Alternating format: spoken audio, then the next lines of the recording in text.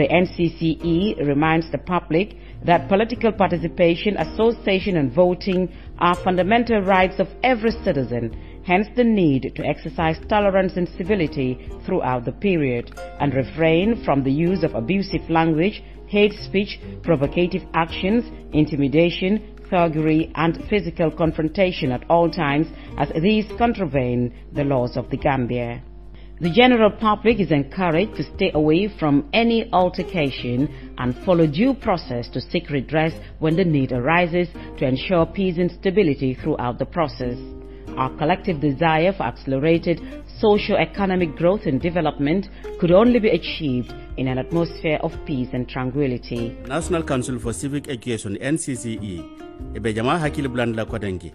ke idabula politikoto waranto ka tra politika party okono waranto ka carte fay omu Gambia banku dingu bela nyantoleti bari nabe kala fanan asekeni kulu okono famajio anin Cairo banko fanna bekan andun semfan jamfandi kuma alla kajafirolu anin dendir kumolu kanyo silandi waranto fitino ate wato bela kantu walmu luwati nyalati Gambia banko kanja ibe jama be kalamtan la fanan ko nsakata nga jamfa nyoso sola andung ning momondi kolea so do sakate silolu noma coming silol banko la loi tande nyami kaje ka fanan ka Cairo mumbe banko kan ay tara sabatin ate wato mumme be kantu yirwati nano hadama anin fanko la karola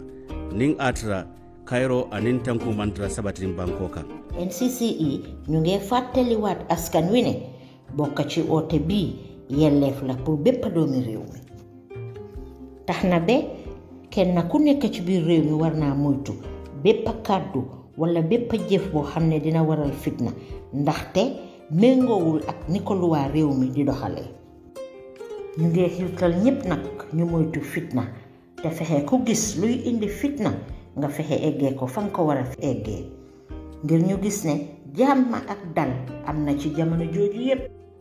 ndaxte nag ngir ñu boole suñu kéene pour am yokkute réew mi ci jàmm ak dal rek lañ ko mën a amee. NCCE ɓeenin siftunora yimɓe kala mo annduɗaa ka jibinande leydi ndi a foti weddude karta te noon min mbaɗa feere min accondira hakke min accondira hakkilaaji min acca ko loɓɓinta yimɓe min acca ko addata fitina ta min yennondirta ta min haalata haalaji mo annduɗaa ko ɗum addata tampere e janngo min acca hulɓingol yimɓe min acca waɗagol ko boni te noon kala ko addata fitine min mbaɗa feere min acca ɗum ɗon luwaji leydi ndi sali ɗum te noon ɓenin holla jama o kala mo annduɗaa ka jibinande leydi ndi waɗa feere wedda karta ma sa heɓi ko muusima yahto luwa o no dari e leydi ndi te noon ko min faala ko ɗum woni jam e leydi ndi meɗen faala ɓantare leydi ndi o imma o daro leydi ndi yaha yeeso e dow jam ko ɗum rek men faala sama nimbota court house by 1 o'clock kuma mammoye meye moloji so lande sim faale dal musolo no men ni te fundinola ye tu sokono wot Gambia nyanta malalale ngam fan soto ni o manke nte bola yin kono Gambia nyanta malalale ngam fan soto.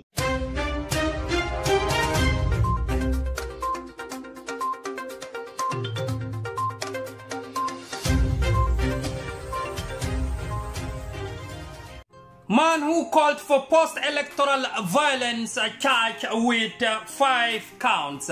Gambiana News is reporting. Ambadi ulu Gambiana News wale nyikibaro janjang yaitandi ko. Kendi unde miyalon ko afidi denang. Purka fitino kurukuru Gambia banko kang. Karte fay kola fitino. Aketa moti miyalon ko. Ya samba kitio nyatle unala andung kitio aboyindi. Sidula lulu. Kululu awole ke miyalon ko. Ini Gambia banko la lua mang ta. Nan lafta ka tenten ka blanno ma kalon jumala nyen kende woti. Nan lafta ka tenten ka blanno ma ay ya boyndi lua la kar jumala la. Al blanno ma Active TV ngana nyen kibaro jaba kessa wotali. Sama waji nak ya nga bëgg yag ci dëkk bi. Sa holiday yi gudd na lool sax. Vacances yi yag na. Waye dama ni na ñibisi ci sama réew. Investir wax nga dëgg. Sa safara man mako yor. Juga ñu dem top ma ci sama waaj da nga bari pexé de top ma xam ngeen Gambia légui dafa open lolu mo waral global properties jog jaay la kër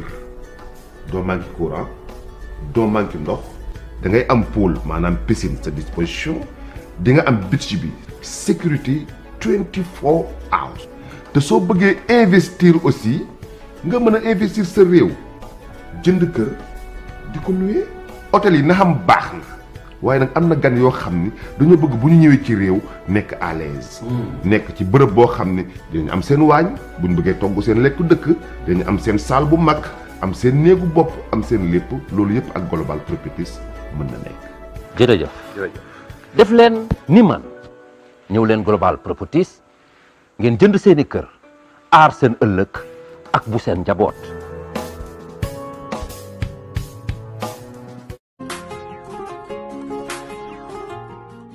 Are you a resident of France or its surrounding countries and still wondering how to send your packages to the Gambia? Or your properties got lost or have delay anytime you send them? French Touch is here to solve your problem. French Touch sends all kinds of goods except what cannot be fit in container.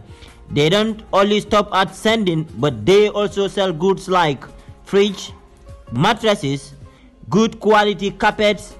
furniture and many more. Inata bullo jora la karola ufanan kenna ma be wiye simento bije adadi ma na kenna ma nyulu man dangali o damba fanana de ikamoto ki anin ka wafi nin dadi ma fanana nyin tumo tuma yesandiro kenyilma ika wafi ma konopal ime batandi dunu sikala ye dokula so do milyan ko sobe yata bake ifon le kela bakaso samba fela la bungo kono French Touch fela sabateri ngale kiti sila balakan gunjur birkama highway ise ka chanyo ya nino ninyin nombala alkami jeskiri.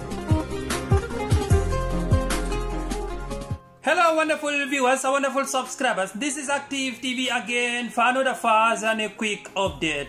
Mbadi ulu mbalbe bismillah mbalbe tentula mbalbe jaila kotake. Active TV pour kana kibaro bonda nan kotake miyalon ko akabo Gambia banko kang andung abedendi. UDP dingula miyalon ko. Iko UDP dingo miyalon ko ay kumandiro ke. Fitino miyalon ko wala kake. Kapte fay Kola Gambia Banko Kang. Police have charged Lamin Dabo alias Kanikunda, 47-year-old, with 5 counts including incitement of violence and supporting act of terrorism. Mbadi ngulu Lamin Dabo Muyalonko aka fan kumandi Kanikunda waranto molka kumandi Kanikunda asiebe sanji tannani ani warawula atele keta moti miyalonko iko police oli aboyndi de sidula lulu awole tinya Gambia Bankola luwa iko incitement of violence walam kamol suku fitino kan andum fanan terrorism act walam nying jaman labang molka tinyarol mulke ike fan kafu nyoma purka tinyarol ka kamol ngaybe dunia kon e kafu mule ko terrorisola iko abo kumandirol fanan ke kan Gambia diŋol kaŋ purise wo maña sifa ke Gambia Banko kaŋ.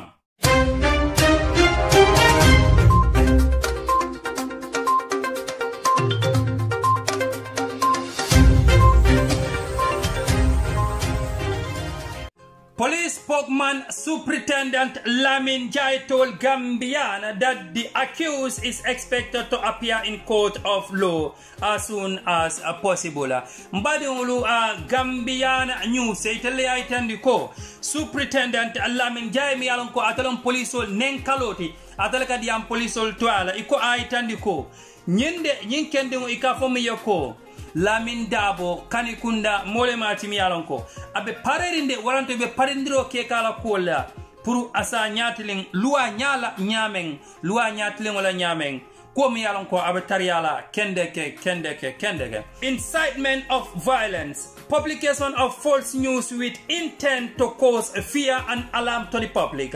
prohibition of act of terrorism, supporting act of terrorism and false fabrication and broadcasting. Lamin Jai added. Mbadi ngulu nyilom bundal mu yalonko nyin kendi ikafami ko Lamin Dabo jamaka fay Kanikunda nyilom bundalulol mi yalonko ya boyndi wolela Gambia Banko kan woto anyanda ka nyatling loi nyatling la police la diam la Lamin Jai atele nyun kuma kan banke iko abamol suk kan fitino kan iko abe kibaro di kam mol la kibaro mi yalon ko ni mol ya moy ikiyo se fara iko mole mati fanan mi yalon ko terrorism abole fanan dundi kan Gambia banko kan broadcasting ka kuol findindi mi yalon ko iman soto bi iman soto sama iko ataketa moti mi yalon ko wo kibar sifalde anin wo silandiri sifal abole ke kan Gambia banko kan 47-year-old suspect was arrested